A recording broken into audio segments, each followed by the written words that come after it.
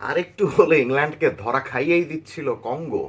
Congo যেরকম সাহসিকতার সঙ্গে খেলছিল, তারা যেরকম ডিপ ব্লক মেনটেন করছিল, তারা যেরকম অসাধারণভাবে ডিফেন্স করছিল, দেখে মনে আসছিল গ্রুপ স্টেজের সেই ফার্স্ট ম্যাচটার কথা, যে ফার্স্ট ম্যাচটায় তারা ক্রিস্টিয়ানো রোনালদোর পর্তুগালকে আটকে দিয়েছিল অত্যন্ত সাহসিকতার সঙ্গে।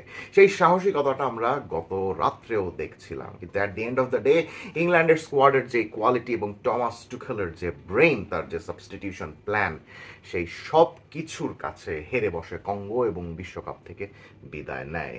এখন ইংল্যান্ড যে একাদশ নিয়ে নেমেছিল, সেই একাদশটা কিন্তু কঙ্গোকে ব্রেক করতে পারছিল না। At the end of the day it needed some particular substitutions and of course Thomas Tuchel's brain, and there is no doubt about it, they needed the masterclass of Harry Kane to win this match. সেটা কিভাবে হলো? Match শুরুর আগে ইংল্যান্ডের সবচেয়ে বড় চিন্তার জায়গা ছিল এই রাইট ব্যাকের স্লটটা। আপনারা সবাই জানেন রিস জেমস থেকে শুরু করে জ্যারেল কোয়ানসা সবাই ইনজুর্ড ছিলেন এবং স্কোয়াডে ট্রেন্ট আলেকজান্ডার আর্নল্ড আগে থেকেই নাই, টিনো লিভারামেন্তো আগে থেকে ইনজুর্ড হয়ে চলে গিয়েছেন। সো এই জায়গাটাতে কাকে খেলানো হবে সেটা নিয়ে একটা টেনশন ছিলই। শেষমেশ আমরা দেখলাম যে টটেনহাম হটস্পারের লেফট ব্যাক জেদ স্পেন্সকে এই রোলে খেলানো শুরু হলো। এবং আমরা একাদশের দিকে যদি তাকাই তাহলে আমরা দেখব এই ম্যাচেও বুকাও সাকাকে স্টার্ট করা হয়নি, তার জায়গাতে রাইট উইংয়ে খেলেছেন আরেক আর্সেনালের উইঙ্গার নুনি মাদুয়েকে এবং লেফটে খেলেছেন মার্কাস র্যাশফোর্ড এবং সামনে যথারীতি হ্যারি কেইন।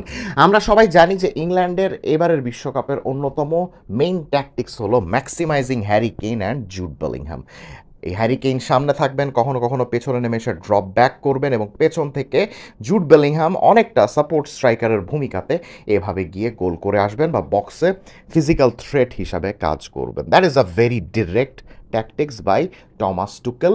উনি এ ধরনের ফিজিক্যালিটির উপরেই বেশি জোর দিচ্ছেন, এই ধরনের কম্বিনেশনের উপরে বেশি জোর দিচ্ছেন, এই ধরনের ভার্টিক্যালিটি এবং ডিরেক্টনেসের উপরেই বেশি জোর দিচ্ছেন, যে কারণে কোল পালমার বা মর্গান গিবস হোয়াইট বা ফিল ফর্ডেনের মতো টেকনিক্যাল খেলোয়াড়দেরকে নেওয়া হয়নি, যারা কিনা এই হাফ স্পেসে কম্প্যারেটিভলি বেটার পারফর্ম করতে পারেন।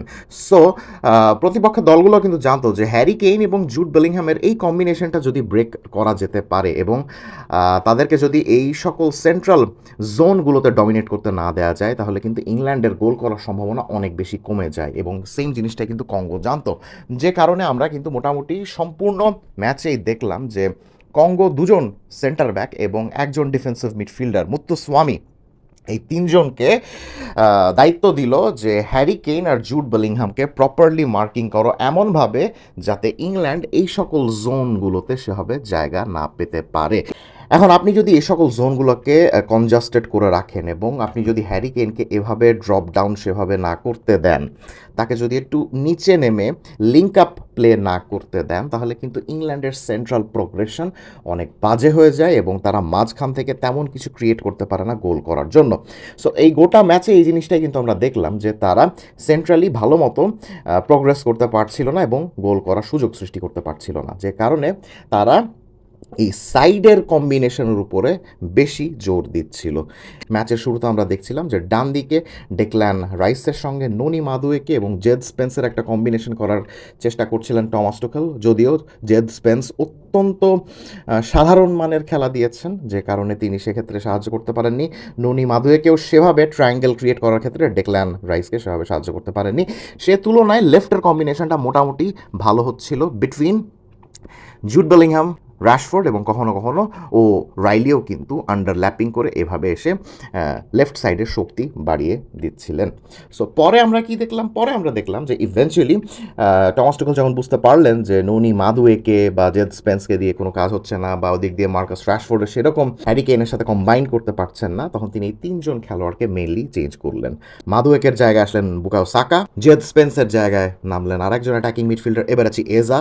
জেদ স্পেন্স যখন বসে পড়লেন তখন ডেকল্যান রাইস কিন্তু এই রাইট সেন্ট্রাল মিডফিল্ডার কম বরং রাইট ব্যাক বেশি হয়ে গেলেন এবং এজে খেলা শুরু করলেন এই রাইট সেন্ট্রাল মিডফিল্ডের জায়গাগুলোতে। এবং আরেকটা ইম্পর্ট্যান্ট চেঞ্জ ছিল মার্কাস রাশফোর্ডকে নামিয়ে অ্যান্থনি গর্ডনকে খেলানো। সো এই খেলোয়াড়গুলো যখন নামলেন তখন আমরা দেখলাম যে মোটামুটি মার্গেহি, এজরিকনসা এবং তার উপরে অ্যান্ডারসন ছাড়া সবাই উপরে চলে গেলেন অ্যাটাকিং সুপিরিয়রিটি মেনটেইন করার জন্য।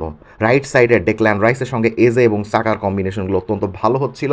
হ্যারি কেনকে সামনে রেখে বাম দিকে অ্যান্থনি গর্ডন, জুড বেলিংহ্যাম এবং নিকো ওরাইলি, এই তিনজন কম্বাইন করা শুরু করেছিলেন আরও ভালোভাবে। র্যাশফোর্ড যেভাবে করছিলেন তার থেকেও আরও ভালোভাবে কম্বাইন করা শুরু করলেন অ্যান্থনি গর্ডন, এবং হ্যারি কেইনও কিন্তু ক্লোজ প্রক্সিমিটিতে এই দুটো ট্রায়াঙ্গেলকে পাচ্ছিলেন। যেহেতু এই দুটো ট্রায়াঙ্গেলকে ক্লোজ প্রক্সিমিটিতে পাচ্ছিলেন সেহেতু হ্যারি কেইনকেও কিন্তু অত বেশি নামতে হচ্ছিল না, এবং ডি বক্সের এই সকল জোনগুলোতে তিনি কিন্তু বল পাচ্ছিলেন শ্যুট করার জন্য। So at the end of the day এই দুটো ট্রায়াঙ্গেলের কম্বিনেশনই কিন্তু এই হ্যারিকেনকে সাহায্য করলো বক্সের এই সকল জোন থেকে দুটো দুর্দান্ত শট নেওয়ার জন্য, যেই শট থেকেই ইংল্যান্ডের জয় চলে আসলো। At the end of the day Thomas Tuchel কিন্তু ঘুরে ফিরে ওই ফিজিক্যালিটি এবং ওয়াইড ট্রায়াঙ্গেলের কম্বিনেশনের উপরে ডিপেন্ড করলেন ম্যাচটা জেতার জন্য। অ্যান্ড অফকোর্স বুকায়ো সাকা, এজে এবং ডেকল্যান রাইস, এই আর্সেনালের তিনজনের কম্বিনেশনটাও কিন্তু ইংল্যান্ডকে সাহায্য করলো এই হারের মুখ থেকে ম্যাচটাকে উদ্ধার করে আনার জন্য।